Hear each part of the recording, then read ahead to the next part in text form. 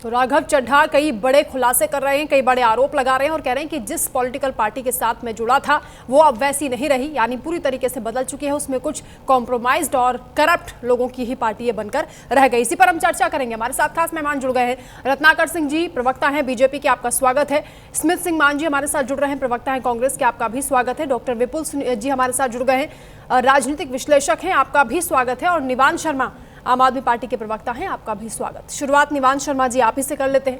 अब तो बाजी हाथ से निकल गई है, 7 सांसदों को राहत मिल गई है, बीजेपी में विलय की भी मंजूरी मिल गई है। अब आगे क्या कीजिएगा, क्योंकि राघव चड्ढा तो बहुत गंभीर आरोप लगा रहे हैं। देखिए, बीजेपी ही ईडी भेजती है, बीजेपी ही सीबीआई भेजती है, बीजेपी ही केस दर्ज करती है, बीजेपी ही उसका रिजल्ट भी सुना देती है, बीजेपी सांसद तोड़ती है, फिर उसके बाद बीजेपी शामिल करा के कहती है अब सब कुछ सही है। ये तो गजब ही चल रहा है, लोकतंत्र का गजब ही मजाक चल रहा है। एक न्यायिक प्रक्रिया है, हम कोर्ट में गए, हमने चैलेंज किया है, हमने चेयरमैन को लिखा है, उसका जजमेंट आएगा, वहां से न्याय नहीं मिलेगा हम कोर्ट जाएंगे। एक प्रक्रिया है। ये तो बीजेपी ने पूरे देश में ये कर रखा है कि आप सांसद तोड़ो, आप विधायक तोड़ो, जहां जीत ना पाओ वहां तोड़ के सरकार बनाओ। लेकिन जो ये करने की कोशिश पंजाब में कर रहे हैं वो पंजाब में बिल्कुल पॉसिबल नहीं है, क्योंकि ये लोग, इन लोगों से जो सांसद गए हैं, इन लोगों से लोग इतने नाराज हैं इस समय गद्दारी करने के लिए कि अगर ये पंजाब में जाएंगे तो लोग इनको पंजाब में घुसने नहीं देंगे। और बीजेपी चाहती है कि इनके भरोसे सरकार बन जाए। वहां बिल्कुल पसंद नहीं कर रहे लोग पंजाब के राघव चड्ढा को, जो बाकी लोग जितने भी गए हैं। पार्टी के जो फाउंडिंग मेंबर्स थे वो एक एक करके इस तरह से छोड़कर चले जाएंगे, किसी ने नहीं सोचा था। और आम आदमी पार्टी में समझ में नहीं आता कि इतना भरोसा क्यों उन्होंने गवा दिया। राघव चड्ढा को आपने सुना होगा, अभी क्या कह रहे थे वो।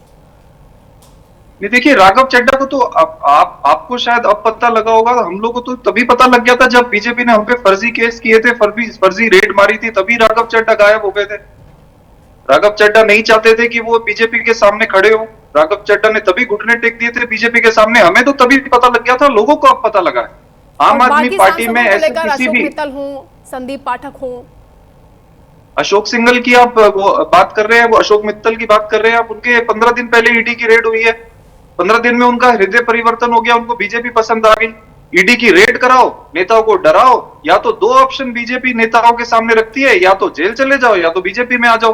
अब ये सारे बीजेपी की वॉशिंग मशीन में साफ होके बिल्कुल स्वच्छ नेता बन गए हैं। पहले ये सारे करप्ट नेता थे। ठीक है, भाजपा के प्रवक्ता यहाँ बैठे हैं, बीजेपी का बता रहे हैं और ये कह रहे हैं कि आम आदमी पार्टी में ऑल इज वेल है। देखिए, अभी मैं आम आदमी पार्टी के प्रवक्ता की बात सुन रहा था और वो कह रहे थे कि भाजपा सांसद तोड़ो, विधायक तोड़ो, ये सब करती रहती है। मैं इनसे कुछ बेसिक और मूल सवाल पूछना चाहता हूं और देश की जनता भी यह समझ जाएगी कि इनकी पार्टी का नैतिकता कहां पे पहुंच गया है।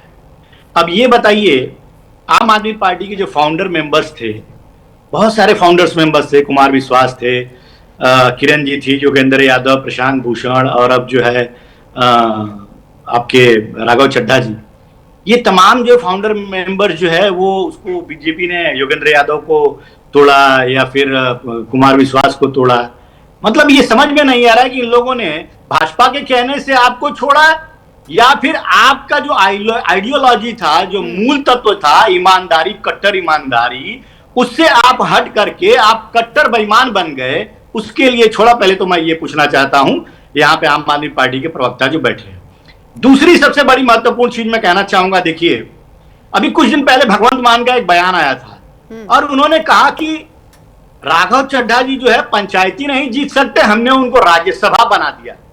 अब देखिए, आम आदमी पार्टी में अगर कोई व्यक्ति 15 साल से जुड़ा हुआ है, अपने खून पसीने से पार्टी को सींचता है और उसको राज्यसभा बना दिया जाता है, तो आज ये कहते हैं कि उनको हमने बनाया। अरे भाई, आपके पार्टी में क्या कोई कृपा पात्र का कल्चर चल रहा है कि अरविंद केजरीवाल जी जिसको आशीर्वाद दे दिए वो राज्यसभा बन गया? इस तरह का कोई कल्चर है आपके यहाँ पे? अरे, जो आदमी अपनी मेहनत से और अपने खून पसीने की जो फाउंडर मेंबर था उसको आपने बनाया है, आपकी कृपा पर। हाँ, इस बयान से यह जरूर लगता है कि आगे जो भी इनकी पार्टी में रहेगा या जो भी इनका कार्यकर्ता रहेगा उसको कृपा पात्र बनना पड़ेगा, तभी वो, नहीं तो पंचायती भी नहीं जीत पाएगा। अगर इनका कृपा पात्र रहेगा तो वो जरूर राज्यसभा का सांसद बन जाएगा। और तीसरी महत्वपूर्ण बात कहना चाहता हूं, देखिए, सबसे महत्वपूर्ण बात कहना चाहता हूं, भारतीय जनता पार्टी जो है उसकी नीतियों से प्रभावित होकर देश के तमाम दूसरी पार्टियों के बड़े बड़े दिग्गज नेता जो है वह शामिल हुए हैं प्रधानमंत्री जी के विजन से और भारतीय जनता पार्टी की नीतियों से प्रभावित होकर। अगर दूसरी पार्टी के लोग हमारे पार्टी में आते हैं और चूंकि भारतीय जनता पार्टी एक विश्व की सबसे बड़ी पार्टी होती है, करोड़ों कार्यकर्ता सक्रिय कार्यकर्ता है जो इस देश को आगे बढ़ाने के लिए, इस देश को वैश्विक स्तर पे एक पहचान दिलाने के लिए सतत प्रयासरत है, उसमें कि में अगर किसी पार्टी के दूसरे नेता जो आपकी पार्टी से नाराज होकर के हमारे साथ जुड़ते हैं तो क्या हम विस्तारवादी अपनी नीति को वहीं पे होल्ड कर दे? नहीं ले। अरे उन्होंने प्रधानमंत्री जी के साथ कंधे से कंधा मिलाकर के और ये सोच के रखा है कि हम जो है भारत की संकल्पना को साकार करेंगे। में रहते हैं ना, ऐसा जैसा मौका आता है तुरंत एकदम आप लपक लेते हैं। ईडी के को लेकर भी जो सवाल यहाँ पर उठाए गए उस पर भी आगे बात करेंगे। देखिए वंदना जी पहले स्मिथ जी के पास जाते हैं, उसके बाद आऊंगी आपके पास। स्मिथ जी, ये जो घटनाक्रम पूरा हुआ आम आदमी पार्टी के साथ और जो बीजेपी में खेल हुआ है, राज्यसभा में तो बढ़त मिल गई है बीजेपी को, लेकिन इस पूरे घटनाक्रम को लेकर कांग्रेस क्या सोच रही है? वंदना जी, देखिए जो जो चीजें हुई हैं मैं इसको सुन रहा था आपके शो पे भी, और मैं पंजाब से हूं और मैं इसके काफी गंभीरता से ताल्लुक रखता हूं, तो कुछ चीजें मैं आपके माध्यम से आपके दर्शकों को भी क्लियर करना चाहता हूं। आम आदमी पार्टी ने जो सबसे महंगी पूंजी होती है किसी राजनीतिक पार्टी की, राजनीतिक पूंजी जो बहुत जुड़ाव से, बहुत लगातार ग्राउंड पे काम से या विचारधारा से बनती है, आम आदमी उसने अपने फाउंडिंग मेंबर खोए हैं। और ये ऐसे लगातार आम आदमी पार्टी अपनी विचारधारा की राजनीति से दूर जाती आ रही है, भले वो योगेंद्र यादव जी को देखें, प्रशांत भूषण जी को देखें, और आज ये हुआ है। जब अगर हम इनकी बात मान भी लें, भगवंत मान जी ने कहा है कि ये सरपंची जीतने लायक नहीं है, इसका मतलब 7 राज्यसभा आपने ऐसे बनाए जो सरपंची जीतने वाले नहीं थे, आपने पंजाब में विधायक ऐसे बनाए जो विधायक बनने वाले नहीं थे। ये आम आदमी पार्टी क्यों कर रही है, वो मैं आपको बताता हूं क्यों करती है वो। पहले राघव चड्ढा जी के थ्रू वो पंजाब चलाते थे, अब वो विभव कुमार जी के थ्रू पंजाब चलाते हैं। आज हमारे chief secretary, DGP, chief director vigilance और सीएम चीफ मिनिस्टर खुद विभव कुमार को रिपोर्ट करते हैं, जो हमारे इनके आम आदमी पार्टी के जितने भी विधायक हैं जिनको ये खुद मानते हैं कि ये सरपंच जीतने लायक नहीं है, वो मनीष सिसोदिया को रिपोर्ट करते हैं। और पंजाब के 58 विभाग हैं पंजाब सरकार में, वो 3 लोगों को रिपोर्ट करते हैं, जैस्मिन शाह, सतिंदर जैन और इनके कोई गोपाल जी हैं दिल्ली से। ये जो ढांचा है, जब ये दिल्ली से आए लोग बदले जाएंगे तो उनकी जगह नए लोग डाले जाएंगे, तो ये भी छोड़ के चले जाएंगे। अरविंद केजरीवाल जी ने एक डिक्टेटरशिप का मॉडल बनाया है जो उनकी अन्ना हजारे के साथ आई हुई पॉलिटिक्स के बिल्कुल विपरीत है। देखिए, हम तो तब भी कहते थे कि आरएसएस के लोग आम आदमी पार्टी में मिले हुए हैं, इनकी विचारधारा आरएसएस बीजेपी से मिलती है और ये कभी ना कभी छोड़ के जाएंगे, और इनके लिए इसलिए बहुत आसान हुआ इसको जल्दी जल्दी छोड़ के जाना भी। पर ये जो राजनीति है ये कांग्रेस को खत्म करने के लिए खड़ी की गई थी, और आज ये राजनीति का पूरा राजनीतिक जो पूंजी है वो खत्म होती नजर आ रही है। और अगर पंजाब में कोई गेन कर रहा है और देश में कोई गेन कर रहा है, वो देश को 2 चीजें साफ नजर आ रही हैं। पहली चीज कि भारतीय जनता पार्टी किसी को ईडी से डरा के या खरीदने में 1 सेकंड नहीं लगाती, भले वो कितना ही करप्ट हो, कितना ही उसने बुरे काम किए हो, उसको एकदम वॉशिंग मशीन में डाल के साफ करने को तैयार रहती है। दूसरी चीज लोगों को साफ नजर आ रही है कि आम आदमी पार्टी के लीडरों की कोई विचारधारा नहीं है, और जैसे उनके सीएम भगवंत मान ने कहा, आम आदमी पार्टी के एमएलए और एमपी सरपंची जीतने के लायक नहीं है। ये उनको इसलिए करके बनाते हैं कि दिल्ली से कुछ लोग इनको मॉनिटर कर सकें। ये 2 रियलिटियां लोगों के साफ सामने जा रही हैं। इसके साथ साथ एक बहुत बड़ा मैसेज लोगों को ये मिल रहा है कि आम आदमी पार्टी के, मैं आपको एक बात बताना चाहता हूं, इनके 3 लोकसभा में सांसद हैं, 3 लोकसभा में सांसद हैं, जिनमें इन्होंने तीनों को बोला कि आप प्रेस कॉन्फ्रेंस कीजिए 7 लोगों के जाने के खिलाफ। यहां आम आदमी पार्टी के प्रवक्ता बैठे हैं, मीत हयर को छोड़ के चब्बेवाल और कंग जी ने मना कर दिया। मैं आपके माध्यम से इनको ये बताना चाहूंगा, उन दोनों को भी फोन कर लीजिए, 2/3 स्प्लिट लोकसभा में भी होने वाला है आपका। अभी ये पूरे पंजाब में आम आदमी पार्टी के विधायक घूम रहे हैं इसके खिलाफ प्रोटेस्ट करते हैं, और वीडियोस ऐसी आ रही हैं उनको नाम ही नहीं पता 7 राज्यसभा किसको बनाया था। पंजाब के लोगों में हाहाकार मची थी जब ये 7 राज्यसभा बने थे कि इन लोगों का जमीनी स्तर से पंजाब से कोई रिश्ता नहीं है, हमने आपको 92 विधायक बना के दिए, आप उन लोगों को सांसदों में जितनी जो पंजाब की आवाज उठाए बता रहे हैं उन्हें क्या सोचकर सांसद बनाया था, इस पर भी आगे चर्चा करेंगे। डॉक्टर विपुल जी, लेकिन एक और बात कहना चाहता हूं कि राघव चड्ढा जी के खिलाफ प्रवक्ता जी ने अभी तो बोला कि हमें 1 साल से पता है, फिर 1 साल से क्या कर रहे थे जब ये लंदन से वापस आए थे, तो ये तो कह रहे हैं हमें तो तब से पता है, तो मतलब इन्होंने पंजाब के लोगों को 1-1.5 साल तक मूर्ख बनाया। हाँ, वो तो जब इनको उन्होंने मूर्ख बना के मुद्दे इस तरह के उठाए तब इनको एहसास हुआ कि ये तो कुछ और दिशा में जा रहे हैं। अच्छा डॉक्टर विपुल, आम आदमी पार्टी को लेकर राघव चड्ढा तमाम आरोप लगा रहे हैं, बीजेपी कह रही है कि देखिए हम क्या कर सकते हैं जब दूसरे पार्टी के नेताओं को भविष्य बीजेपी में नजर आ रहा है तो हमारे साथ आ रहे हैं। वंदना जी नमस्कार, साथी पैनलिस्ट को और आपके दर्शकों को भी नमस्कार। मोटे तौर पर है क्या कि राजनीतिक दलों की स्थिति आजकल ऐसी है कि वो जो भी उनके हिसाब से चीजें होती है तो उसके पक्ष में तर्क गढ़ लेते हैं। अभी थोड़ी देर पहले आम आदमी पार्टी के प्रवक्ता, कांग्रेस के और बीजेपी के सबको मैंने सुना। एक तो देखने वाली बात यह है कि राज्यसभा में आम आदमी पार्टी के जितने सांसद थे, अगर उसके 2/3 यानी 10 में 7 जा रहे हैं तो लीगल है। ये इन लोगों ने जिस तरह की मांग की, डिमांड की और बातचीत भी कर रहे हैं जिस पर कि क्या नाम है कि इनके विलय को मंजूरी न दी जाए।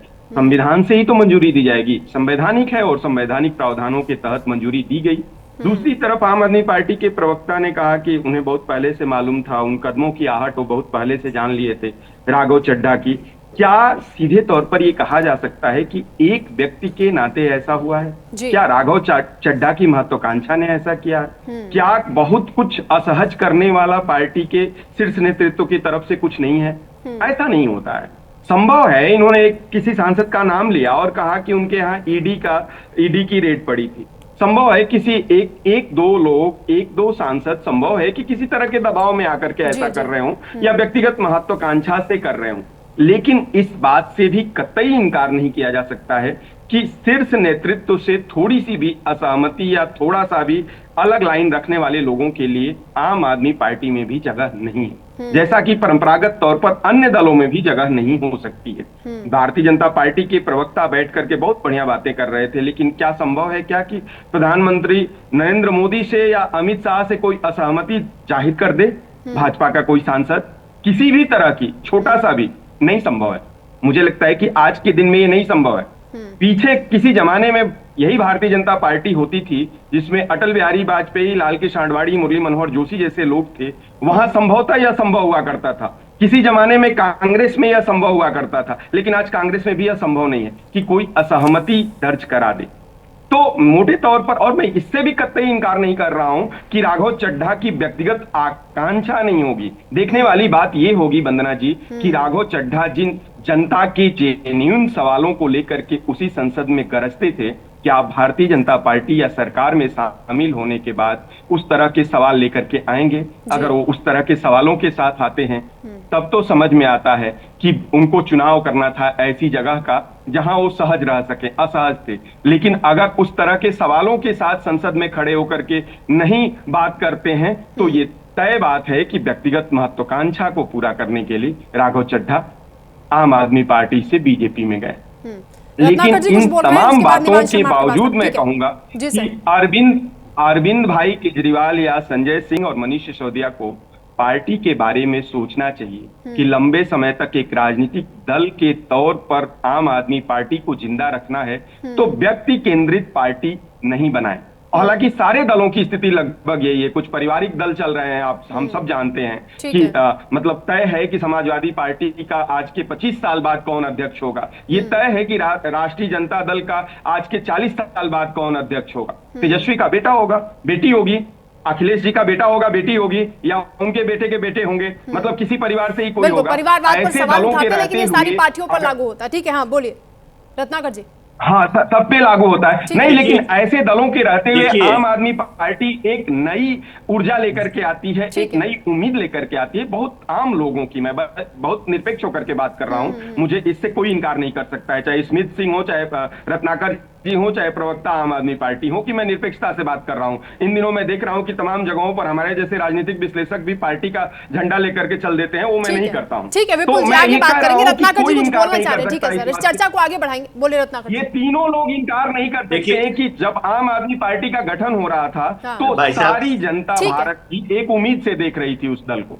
जी ठीक है, बोलिए रत्नाकर जी। देखिए, अभी मैं राजनीतिक विश्लेषक की बात सुन रहा था, बहुत सारी बातें उन्होंने अच्छी बात कही और मैं बहुत अप्रिशिएट करता हूं, चूंकि वो व्यवहारिक और सत्य बातें हैं कि आज से 15 साल बाद आरजेडी में अध्यक्ष कौन होगा, समाजवादी पार्टी में अध्यक्ष कौन होगा, कांग्रेस में आज से 20 साल बाद अध्यक्ष कौन होगा, ये प्री डिसाइडेड है। लेकिन भारतीय जनता पार्टी में अगला अध्यक्ष कौन होगा ये प्री डिसाइडेड नहीं होता। ये आपसी सहमति और संगठन के चुनाव पे निर्भर करता है कि अगला जो है आदमी कौन होगा। दूसरी महत्वपूर्ण बात मैं चूंकि इसलिए कह रहा हूं क्योंकि अभी राजनीतिक विश्लेषक ने कहा कि कोई भी निर्णय जो है हम लोग विरोध नहीं कर सकते अमित शाह और मोदी का। देखिए मैं आपको एक चीज बहुत बारीकी से कहना चाहता हूं, अमित शाह जी या मोदी जी हैं, ये कोई भी निर्णय लेते हैं तो वो राष्ट्रहित में और देश हित में लेते हैं। उनकी कोई भी नीति होती है वो जनहित में नीतियां बनती है और वो जनता के सरोकार के लिए बनती है। तो एक कार्यकर्ता जो जनता के सरोकार के लिए कोई निर्णय लिया जाता है उसका विरोध क्यों करेगा भाई? अब जो है आप तुलना कर रहे हैं केजरीवाल से या अन्य पार्टी के नेताओं से, वो लोग कोई भी निर्णय लेते हैं तो वो व्यक्तिगत हित के लिए लेते हैं और अपना जो है उनका सीट और गद्दी। ठीक है रत्नाकर जी, बहुत आपने पीठ थपथपा लिया। अब उस सवाल का भी जवाब दे दीजिए जिसमें ईडी सीबीआई का डर दिखाकर अपनी पार्टी में लोगों को बुलाने की बात हो रही है, आरोप लग रहे हैं। मैं एक बात जरूर यहाँ रत्नाकर जी एक सेकंड सर जवाब लेने दीजिए, स्मित जी उसके बाद आऊंगे आपके पास। रत्नाकर जी, ईडी सीबीआई को लेकर क्या जवाब? एक बार फिर से बताइए।